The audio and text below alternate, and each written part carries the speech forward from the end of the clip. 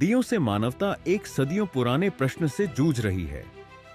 क्या ईश्वर वास्तव में मौजूद हैं या वे केवल हमारे पूर्वजों की कल्पना की उपज हैं? क्या इस ब्रह्मांड को कोई अदृश्य शक्ति नियंत्रित करती है या यह सब हमारे मन की रचना है? भय और आशा से उत्पन्न एक सामूहिक भ्रम। हमने तारों को देखा है, प्रकृति की भव्य शक्ति को देखा है और गहन खुशी और अकथनीय दुख के क्षणों का अनुभव किया है। इन अनुभवों ने हमें सोचने पर मजबूर किया है, क्या इस महान ब्रह्मांडीय रचना के पीछे कोई दिव्य वास्तुकार है या हम केवल एक अराजक, उदासीन ब्रह्मांड में बह रहे हैं जहां हमारे विश्वास अज्ञात का सामना करने के लिए अर्थ खोजने का एक हताश प्रयास है। इस वीडियो में हम खोज की यात्रा पर निकलते हैं, प्राचीन मिथकों और आधुनिक विज्ञान का गहराई से अन्वेषण करते हैं ताकि सच्चाई को उजागर किया जा सके जो नीचे छिपी हुई है। चकित रह जाइए क्योंकि हम 17 आश्चर्यजनक प्रमाणों को उजागर करते हैं जो ईश्वर के अकाट्य अस्तित्व की ओर इशारा करते हैं।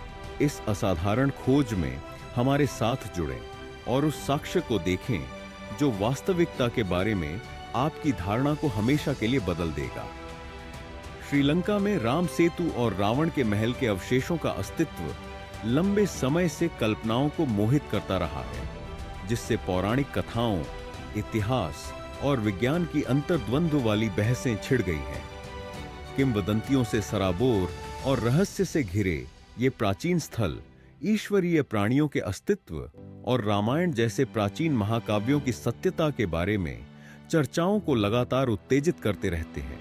रामायण में भगवान राम की पत्नी सीता को राक्षस राजा रावण के चंगुल से छुड़ाने की महाकाव्यीय गाथा का वर्णन है। समुद्र की अभेद्य बाधा का सामना करते हुए भगवान राम ने वानर सेना की सहायता से चमत्कारिक रूप से समुद्र के पार एक पत्थरों का पुल बनाया जिससे भारत को श्रीलंका से जोड़ा गया। यह पौराणिक पुल, जिसे राम सेतु के नाम से जाना जाता है, आज भी आकर्षित करता है और उत्सुकता जगाता है। जबकि हिंदू पौराणिक कथाएं राम सेतु के निर्माण को दिव्य हस्तक्षेप का श्रेय देती हैं, वैज्ञानिक जांचें वैकल्पिक स्पष्टीकरण प्रस्तुत करती हैं। भूवैज्ञानिक अध्ययन बताते हैं कि राम सेतु लाखों वर्षों में प्राकृतिक भूवैज्ञानिक प्रक्रियाओं के माध्यम से निर्मित चूना पत्थर की एक श्रृंखला हो सकता है। प्रवाल भित्तियों और बालू के टीलों से बने ये शोल धीरे धीरे समुद्र तल से उभरे, जिससे भारतीय और श्रीलंकाई प्रायद्वीपों को जोड़ने वाला एक संकीर्ण भूमि पुल बन गया। पानी में तैरने वाले पत्थरों की घटना, जिसे अक्सर दिव्य हस्तक्षेप का प्रमाण माना जाता है, ने भी वैज्ञानिक जिज्ञासा को बढ़ाया है। हालांकि इस घटना के पीछे के सटीक कारणों का पता लगाने के लिए अभी भी शोध जारी है। कई परिकल्पनाएं प्रस्तावित की गई हैं। कुछ वैज्ञानिकों का सुझाव है कि इन पत्थरों की अनूठी संरचना और छिद्रयुक्त बनावट उनकी अनियमित आकृतियों के साथ मिलकर उनके उत्प्लावन में योगदान दे सकती है। श्रीलंका में रावण के महल के रूप में वर्णित खंडहर इस प्राचीन कथा में एक और रहस्यमय आयाम जोड़ते हैं। हालांकि इन खंडहरों की सीमा और उनकी वास्तविक उत्पत्ति पर बहस जारी है, वे इस क्षेत्र के सांस्कृतिक परिदृश्य पर रामायण के स्थायी प्रभाव का एक शक्तिशाली प्रतीक के रूप में कार्य करते हैं। इन संरचनाओं की उम्र और उत्पत्ति का पता लगाने के लिए पुरातात्विक जांचें जारी हैं, जो इस पौराणिक कथा के ऐतिहासिक और सांस्कृतिक संदर्भ पर प्रकाश डालती हैं।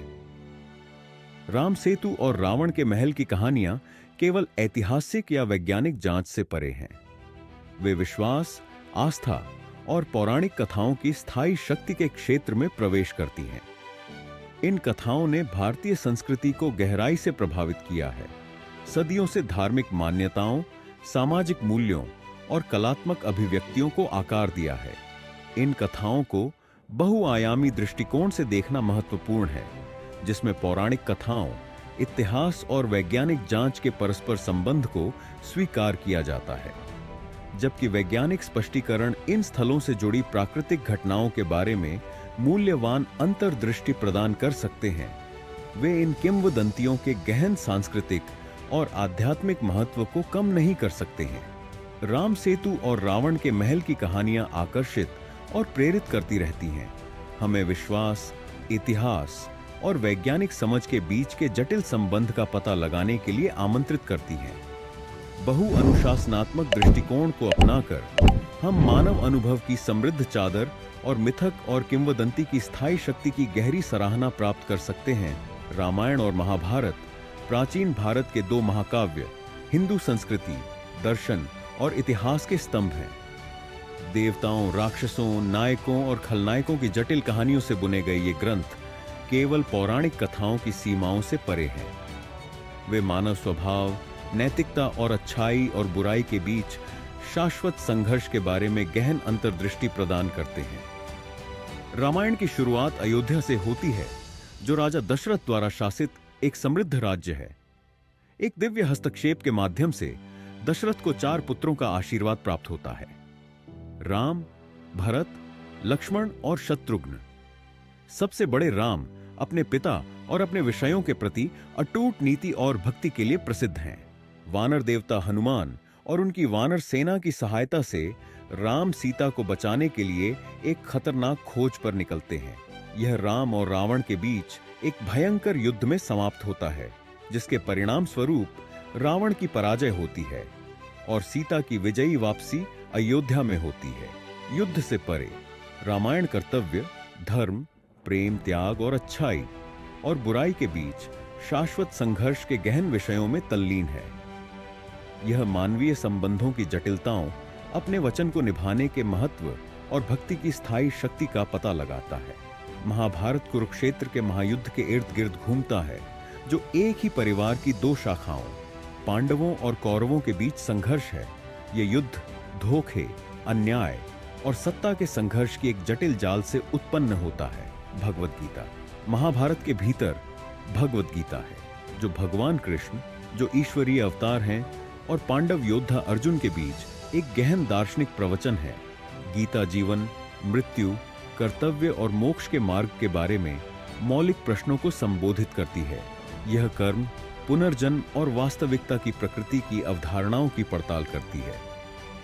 युद्ध की केंद्रीय कथा से परे महाभारत में कहानियों, मिथकों और शिक्षाओं का एक विशाल संग्रह शामिल है। यह भारतीय संस्कृति की एक समृद्ध चादर पेश करता है, जिसमें प्रेम, हानि, वीरता और आध्यात्मिक ज्ञानवर्धन की कहानियां शामिल हैं। जबकि रामायण और महाभारत पौराणिक कथाओं और धार्मिक मान्यताओं में गहराई से निहित हैं, इस बात के बढ़ते सबूत हैं कि वे ऐतिहासिक घटनाओं को भी प्रतिबिंबित कर सकते हैं। प्राचीन स्थल और कलाकृतियों जैसे पुरातात्विक खोजों ने इन महाकाव्यों की संभावित ऐतिहासिक नींव में आकर्षक झलकियां प्रदान की हैं। श्रीलंका में पुरातात्विक खोजों, जिसमें संरचनाएं और कलाकृतियां शामिल हैं, को रामायण में वर्णित संभावित स्थलों जैसे कि हनुमान द्वारा बनाया गया पुल और सीता के कैद का स्थान अशोक वाटिका से जोड़ा गया है। कुरुक्षेत्र जैसे स्थलों, जो महाकाव्य युद्ध का स्थान है, की पहचान की गई है और पुरातत्वविदों द्वारा अध्ययन किया गया है। इस क्षेत्र में प्राचीन बस्तियों और कलाकृतियों की खोज महाभारत के ऐतिहासिक संदर्भ के लिए और सबूत प्रदान करती है। रामायण और महाभारत ने भारतीय संस्कृति, समाज और आध्यात्मिकता को गहराई से आकार दिया है। वे कला, साहित्य, संगीत और नृत्य को प्रेरित करना जारी रखते हैं। ये महाकाव्य कालातीत ज्ञान और नैतिक मार्गदर्शन प्रदान करते हैं, जो भारतीयों की पीढ़ियों के लिए नैतिक कंपास के रूप में कार्य करते हैं। रामायण और महाभारत जैसे प्राचीन भारतीय ग्रंथों में उल्लिखित अस्त्र शस्त्रों की शक्ति अक्सर अलौकिक और अविश्वसनीय लगती है। इनमें से एक प्रमुख अस्त्र है ब्रह्मास्त्र, जिसे ब्रह्मा जी द्वारा सृष्टि की रक्षा के लिए निर्मित बताया गया है। इन ग्रंथों में इसका वर्णन अत्यंत विनाशकारी शक्ति वाले अस्त्र के रूप में किया गया है, जिसकी तुलना आधुनिक परमाणु हथियारों से की जाती है। कुछ विद्वानों का मानना है कि इन प्राचीन ग्रंथों में वर्णित अस्त्र शस्त्रों में वैज्ञानिक सत्यता छिपी हो सकती है। उदाहरण के लिए, ब्रह्मास्त्र की विनाशकारी शक्ति की तुलना परमाणु विस्फोट से की जाती है। अमेरिकी वैज्ञानिक रॉबर्ट ओपेनहाइम, जिन्होंने परमाणु बम के विकास में महत्वपूर्ण भूमिका निभाई थी, ने परमाणु बम के पहले सफल परीक्षण के बाद भगवद गीता का एक श्लोक उद्धृत किया था, मैं मृत्यु हूं, संसार का विनाशक। इस घटना ने कई लोगों को यह सोचने पर मजबूर कर दिया कि क्या प्राचीन भारत में ऐसी तकनीक मौजूद थी जो आधुनिक परमाणु हथियारों की तरह विनाशकारी हो सकती थी। हालांकि यह ध्यान रखना महत्वपूर्ण है कि इन ग्रंथों में वर्णित अस्त्र शस्त्रों के बारे में वैज्ञानिक प्रमाण सीमित हैं। ये ग्रंथ मुख्य रूप से धार्मिक और साहित्यिक महत्व रखते हैं और उनमें वर्णित घटनाओं को साबित करने के लिए ठोस पुरातात्विक या वैज्ञानिक सबूतों की कमी है। महाभारत में वर्णित द्वारका नगरी भगवान श्री कृष्ण द्वारा बसाई गई एक प्राचीन नगरी थी जो बाद में समुद्र में डूब गई थी। हाल के वर्षों में पुरातात्विक खोजों ने गुजरात के तट के पास समुद्र के नीचे इस नगरी के अवशेषों को खोज निकाला है। भारत के आर्कियोलॉजिकल सर्वे ऑफ इंडिया द्वारा किए गए सर्वेक्षणों ने पुराने शहर की संरचनाओं और अवशेषों का पता लगाया है जो द्वारका नगरी के अस्तित्व की पुष्टि करते हैं। ये खोजें इस बात का प्रमाण प्रदान करती हैं कि महाभारत में वर्णित कुछ घटनाओं में ऐतिहासिक सच्चाई हो सकती है। जगन्नाथपुरी भारत के पूर्वी तट पर स्थित एक प्रसिद्ध तीर्थ स्थल है जो भगवान जगन्नाथ को समर्पित है। इस मंदिर का इतिहास हजारों साल पुराना है और यह हिंदू धर्म में एक महत्वपूर्ण केंद्र है। जगन्नाथपुरी की पौराणिक कथाएं और वास्तुकला इसकी प्राचीनता और धार्मिक महत्व को दर्शाती हैं। यह स्थल न केवल धार्मिक दृष्टि से महत्वपूर्ण है बल्कि यह भारतीय संस्कृति और कला का भी एक महत्वपूर्ण केंद्र है। जगन्नाथ मंदिर ओडिशा के पुरी में स्थित हिंदू धर्म का एक महत्वपूर्ण तीर्थ स्थल है। यह मंदिर भगवान जगन्नाथ, उनकी बहन सुभद्रा और भाई बलभद्र को समर्पित है। इस मंदिर की ख्याति न केवल इसकी धार्मिक महत्ता के कारण है बल्कि इसके आसपास प्रचलित कुछ अद्भुत घटनाओं और रहस्यों के कारण भी है। इनमें से दो प्रमुख हैं। मंदिर के ऊपर से कोई भी पक्षी नहीं उड़ता है। यह एक अत्यंत असामान्य घटना है क्योंकि आमतौर पर इतने ऊंचे और विशाल ढांचे के ऊपर पक्षियों का आना जाना आम बात होती है। इस घटना को भक्त अलौकिक शक्ति का प्रमाण मानते हैं। ढेर पर लगा ध्वज हमेशा हवा की विपरीत दिशा में लहराता है। यह भौतिक नियमों के विपरीत है जहां सामान्यतः ध्वज हवा की दिशा में ही लहराता है। इस अद्भुत घटना को भी भगवान जगन्नाथ की दिव्य शक्ति का प्रमाण माना जाता है। हालांकि इन घटनाओं के पीछे वैज्ञानिक कारण भी हो सकते हैं। मंदिर की विशाल संरचना और ऊंचाई पक्षियों के लिए उड़ान भरने में बाधा उत्पन्न कर सकती है। मंदिर के आसपास का वातावरण जैसे कि हवा का प्रवाह या स्थानीय जलवायु पक्षियों के लिए अनुकूल नहीं हो सकता है। कुछ पक्षी प्रजातियां धार्मिक स्थलों के आसपास आमतौर पर नहीं जाती हैं। ध्वज का विपरीत दिशा में लहराना ध्वज के डिजाइन, आकार और सामग्री में कुछ विशेषताएं हो सकती हैं जो हवा के प्रभाव को प्रभावित करती हैं। मंदिर के स्थानीय वातावरण में हवा के प्रवाह की दिशा और गति में अनियमितता हो सकती है जिससे ध्वज असामान्य रूप से लहराता है। हनुमान जी की अमरता और लीपाक्षी के पद चिन्ह। हनुमान जी की अमरता की कथा रामायण में वर्णित है जहां माता सीता ने उन्हें अमर होने का वरदान दिया था। भारत भर में हनुमान जी के मंदिर और मूर्तियां मौजूद हैं जो उनकी लोकप्रियता और श्रद्धा को दर्शाती हैं। आंध्र प्रदेश के लीपाक्षी मंदिर में हनुमान जी के पद चिन्हों के होने का दावा किया जाता है। जगन्नाथ मंदिर की घटनाएं और हनुमान जी से जुड़ी मान्यताएं मुख्य रूप से धार्मिक विश्वासों पर आधारित हैं। इन घटनाओं के पीछे वैज्ञानिक कारणों की खोज और विश्लेषण करना महत्वपूर्ण है। हालांकि इन घटनाओं को अंधविश्वास के रूप में देखने के बजाय उन्हें धार्मिक और सांस्कृतिक परंपराओं के एक अभिन्न अंग के रूप में समझना चाहिए। आसपास के वातावरण का विस्तृत वैज्ञानिक अध्ययन किया जा सकता है ताकि पक्षियों के अभाव और ध्वज के व्यवहार के संभावित वैज्ञानिक कारणों का पता लगाया जा सके। मंदिर में पाए जाने वाले पद चिन्हों की वैज्ञानिक जांच की जा सकती है ताकि उनकी प्रामाणिकता और उत्पत्ति का पता लगाया जा सके। धार्मिक और सांस्कृतिक संदर्भ। इन घटनाओं के धार्मिक और सांस्कृतिक संदर्भों का गहन अध्ययन किया जा सकता है ताकि उनकी उत्पत्ति और विकास को समझा जा सके। इन क्षेत्रों में आगे के शोध से इन रहस्यों को उजागर करने और धार्मिक विश्वासों और वैज्ञानिक तथ्यों के बीच एक बेहतर समझ विकसित करने में मदद मिल सकती है। स्थलों का अन्वेषण भारत प्राचीन इतिहास और गहन आध्यात्मिकता से परिपूर्ण भूमि धार्मिक स्थलों का खजाना है, जो हर साल लाखों तीर्थ यात्रियों और यात्रियों को आकर्षित करते हैं। हिमालय की राजसी चोटियों से लेकर दक्षिणी तट के शांत किनारों तक ये पवित्र स्थान भारतीय संस्कृति और विश्वासों की समृद्ध चादर की झलक पेश करते हैं। मस्तित यह पौराणिक चोटी भगवान शिव और उनकी पत्नी पार्वती का निवास माना जाता है। इसकी विशालता और दुर्गमता ने इसे रहस्यवाद के आभा से भर दिया है। हालांकि शिखर तक पहुंचना एक चुनौतीपूर्ण कार्य है, लेकिन यात्रा स्वयं को एक आध्यात्मिक तीर्थ यात्रा माना जाता है। हिम से ढकी चोटियों के बीच स्थित भगवान शिव को समर्पित यह प्राचीन मंदिर हिमालय में 4 प्रमुख तीर्थ स्थलों 4 धाम में से एक है। केदारनाथ की यात्रा एक कठिन यात्रा है, लेकिन माना जाता है कि आध्यात्मिक फल असीम है। मथुरा भगवान कृष्ण का जन्मस्थान मथुरा मंदिरों और धार्मिक स्थलों से भरा हुआ एक जीवंत शहर है। कृष्ण जन्मभूमि मंदिर, जहां कृष्ण का जन्म हुआ था, एक महत्वपूर्ण तीर्थ स्थल है। भगवान कृष्ण के बचपन से निकटता से जुड़ा यह शहर राधा और कृष्ण के दिव्य जोड़े को समर्पित कई मंदिरों के लिए प्रसिद्ध है। शांत वातावरण और स्थानीय लोगों की भक्ति एक आध्यात्मिक रूप से उत्थान देने वाला अनुभव प्रदान करते हैं। पंजाब में स्थित यह भव्य सिख तीर्थ स्थल शांति, समानता और सार्वभौमिक भाईचारे का प्रतीक है। चमकदार सुनहरा गुंबद और परिसर के भीतर का शांत वातावरण हर साल लाखों आगंतुकों को आकर्षित करता है। लंगर, सामूहिक रसोई सभी आगंतुकों को जाति, पंथ या धर्म के भेदभाव के बिना मुफ्त भोजन परोसता है। ओडिशा के पुरी में स्थित यह प्रतिष्ठित मंदिर भगवान जगन्नाथ, भगवान विष्णु के अवतार को समर्पित है।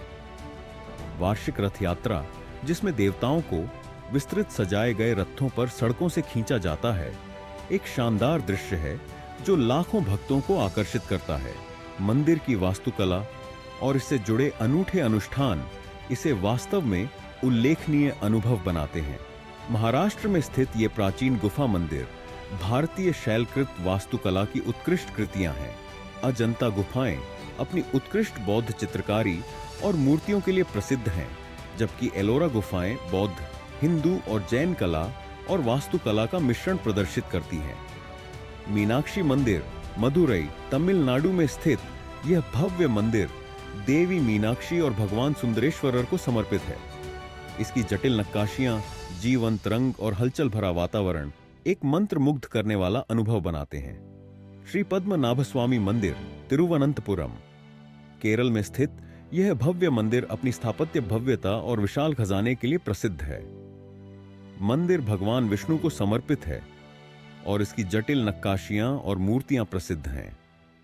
4 धाम 4 पवित्र स्थलों बद्रीनाथ, द्वारका, पुरी और रामेश्वरम का समूह हिंदुओं के लिए अत्यधिक धार्मिक महत्व रखता है। इन 4 पवित्र स्थलों की तीर्थ यात्रा को मोक्ष प्रदान करने वाला माना जाता है। गंगा नदी के तट पर स्थित वाराणसी दुनिया के सबसे पुराने लगातार बसे हुए शहरों में से एक है। यह हिंदुओं के लिए अत्यधिक धार्मिक महत्व रखता है और इसे मोक्ष का द्वार माना जाता है। आशिकेश हिमालय की तलहटी में स्थित आशिकेश एक प्रसिद्ध योग और ध्यान केंद्र है। गंगा नदी के निकटता और शांत वातावरण इसे आध्यात्मिक साधकों के लिए एक आदर्श गंतव्य बनाते हैं। अजमेर शरीफ राजस्थान में स्थित यह सूफी मंदिर ख्वाजा मोइनुद्दीन चिश्ती, एक सम्मानित सूफी संत को समर्पित है। सभी धर्मों के लोग आशीर्वाद लेने और प्रार्थना करने के लिए मंदिर में जाते हैं। अमृतसर पंजाब में स्थित यह भव्य सिख तीर्थ स्थल शांति, समानता और सार्वभौमिक भाईचारे का प्रतीक है। चमकदार सुनहरा गुंबद और परिसर के भीतर का शांत वातावरण हर साल लाखों आगंतुकों को आकर्षित करता है। लंगर, सामूहिक रसोई सभी आगंतुकों को जाति, पंथ या धर्म के भेदभाव के बिना मुफ्त भोजन परोसता है। ये भारत के कई पवित्र स्थलों के कुछ उदाहरण मात्र हैं। इनमें से प्रत्येक स्थान इतिहास, संस्कृति और आध्यात्मिकता का एक अनूठा मिश्रण प्रस्तुत करता है।